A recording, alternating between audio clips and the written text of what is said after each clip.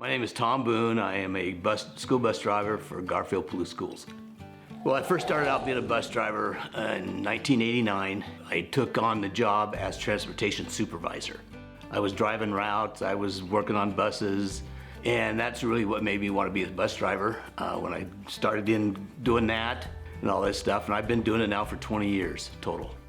Well, you have to go through a training for your CDL license. You have to have a CDL Class B. You have to go through a school bus passenger endorsement. You have to get that on your driver's license.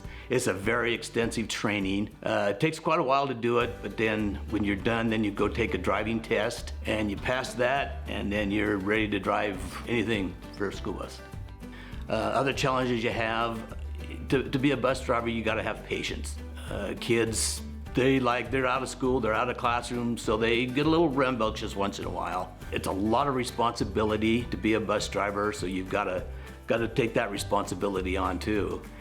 Well, my typical day, I get in here about 6:15 in the morning. I get the key, I go through my bus, I do an inspection on my bus every morning, and then I have 12 stops, I think I have.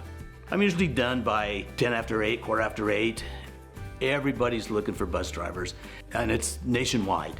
Learn more about careers and career paths at careerexplorenw.org.